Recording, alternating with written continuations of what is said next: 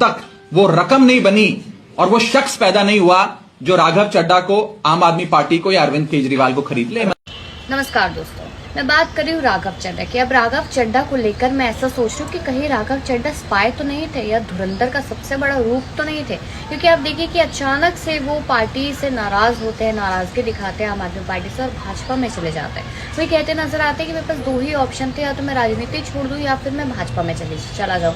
तो मेरे को लगता है कि अगर वो पार्टी छोड़ देते हैं, यानी कि वो राजनीति छोड़ देते, वो सोशल एक्टिविस्ट बनते हैं, जनता उनको बहुत ज्यादा पसंद कर रही थी, क्योंकि वो रियल मंत्री नहीं, वो रील मंत्री है। अब रील मंत्री होते हुए भी 14.6 मिलियन उनके फॉलोअर्स थे और सीधा 14 मिलियन हुआ है अभी, तो शायद और भी कम होते हुए नजर आएंगे।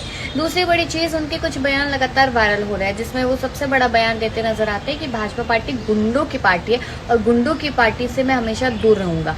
मेरा ये मानना है कि बीजेपी एक गुंडों की पार्टी है, अनपढ़ गुंडों की पार्टी है, वो सिर्फ गुंडागर्दी करते हैं। दूसरा एक और बयान वो देते नजर आते हैं कि जो भाजपा सरकार है या कोई भी सरकार है, तो कोई माइका लाल ऐसा नहीं है या कोई भी नहीं जो राघव चड्ढा को खरीद सके, आम आदमी पार्टी को खरीद सके, अरविंद केजरीवाल को खरीद सके, इस तरीके की बात कही जा रही।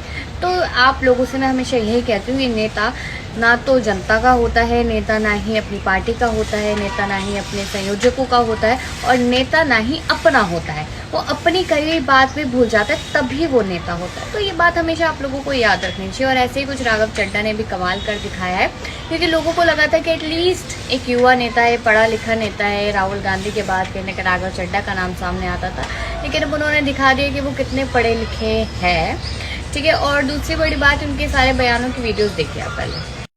राजनीति में हमेशा से ये कहा गया है, जब से आम आदमी पार्टी आई है, कि अन्ना हजारे को सबसे बड़े धोखा देने वाले अरविंद केजरीवाल थे। अब अरविंद केजरीवाल को सबसे बड़ा धोखा देने वाले तो यहाँ पर राघव चड्ढा बनते हुए नजर आए। लेकिन चलिए, सबके पास फ्रीडम है तो कोई भी किसी भी पार्टी को ज्वाइन कर सकता है, लेकिन ऐसी पार्टी को ज्वाइन करना जिस पर आए दिन इल्ज़ाम लगते कि ना तो महिलाओं की है, ना युवाओं की है, ना बुजुर्गों की है, ना बच्चों की है, फिर भी उस पार्टी में जाना और ये कहना कि 3 साल मतलब कि 3 बार नेतृत्व में देखा गया है प्रधानमंत्री नरेंद्र मोदी को, उन्होंने क्या कुछ किया है देश के लिए। और जबकि कुछ ऐसे बयान उनके अभी भी वायरल हो रहे हैं प्रधानमंत्री नरेंद्र मोदी को लेकर। उन्होंने कहा कि मैं अपनी बातें नहीं रख पा रहा था आम आदमी पार्टी में, अब मैं बीजेपी में जाके रखूंगा।